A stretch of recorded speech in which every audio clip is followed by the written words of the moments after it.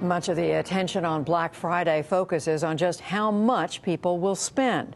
But one story that's also important for retailers and local economies is a big shift in where people are shopping. Economics correspondent Paul Salmon looks at how those changing habits are affecting the traditional mall. It's part of his ongoing reporting, Making Sense of Financial News. The remains of Rolling Acres in Akron, Ohio. Poster child for a recent phenomenon in America, the dead mall. This one went dark in 2008. Fixtures auctioned off, others swiped or vandalized. Nature now reclaiming more than 50 acres that once hosted Macy's, Victoria's Secret, The Parisian, 140 stores at its peak. University of Akron economist Amanda Weinstein. Even just a few years ago, you would see, someone like LeBron James as a teenager. He would be hanging out here. And now we see, teenagers are breaking in and homeless people occasionally have been living in there. And so it's really changed a lot. Talk about understatement. Rolling Acres opened in 1975, swelled to 1.3 million square feet of retail. It was once the place to shop for miles around. But neighborhood income began to stall, as in so much of blue-collar America. Teen gangs crept in. Rolling Acres was on a roll in the wrong direction. We started seeing more discount stores. The JCPenney turned to a discount outlet store. So trying to get stores with the lowest prices possible. But why spend money on gas to schlep to the mall when you can now get the lowest prices possible online? Is this then the future for the American indoor mall? Just decades after it was hailed as a retail revolution. And now let's see just how shopping can be fun. In the 1950s, car culture spawned the suburbs and launched a half-century mall boom. 1,500 built from 1956 to 2005. These young adults, shopping with the same determination that led them to the suburbs in the first place, are the goingest part of a nation on wheels. But barely 1,000 indoor malls are left today.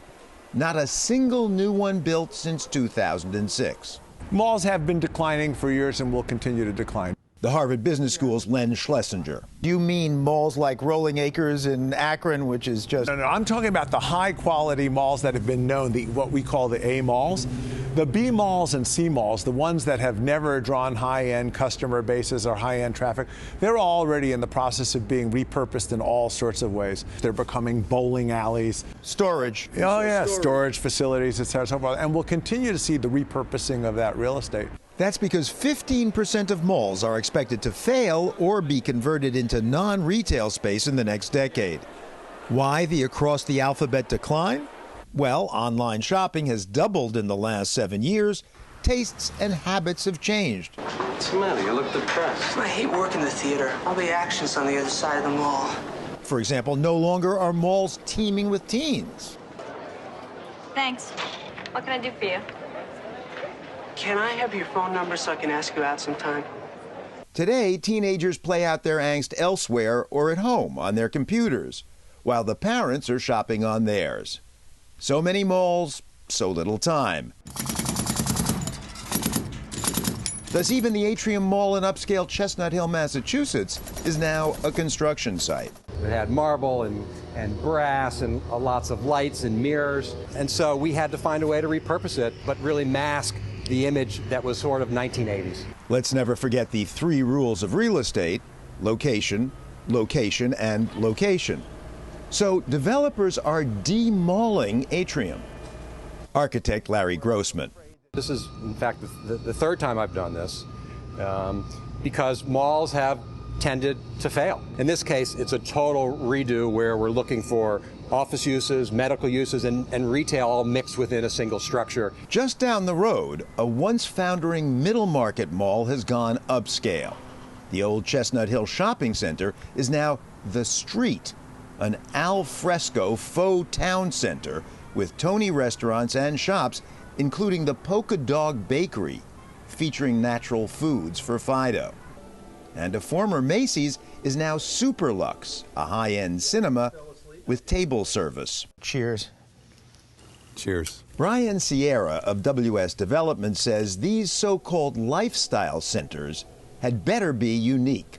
If we want to survive today, if we want to carve out a point of difference in a marketplace where we become something special. You have to be out of the commodity business and into the experience business. Starting at $20 a seat, for instance, cinema, style, and comfort, including chocolate martinis. That's because, says Len Schlesinger, the fundamental question becomes one of what's going to draw traffic to a shopping experience. And it's no longer the stores. Now it's movies, gyms, restaurants, and entertainment. And I think what the developers have done here is actually the new normal. No guarantee. Never a guarantee in retail. Never a guarantee. You're always adapting. But Chestnut Hill, with its ever more well-heeled residents, is a much better mall bet than working-class Akron, Ohio, where the only use of Rolling Acres these days is a storage facility tucked away in one small wing of the complex. In the parking lot, the mall tells the history of the area, says urban economist Weinstein. Akron really started booming with the tire industry, and the tire industry is really what propelled it forward. It had tremendous growth from that industry. The tires have been a little bit repurposed here, and teenagers now using them for a little racetrack or an obstacle course. But nobody is using the indoor mall itself, a post-apocalyptic vision of shopping mall America. This is Paul Salmon reporting from Rolling Acres in Akron, Ohio.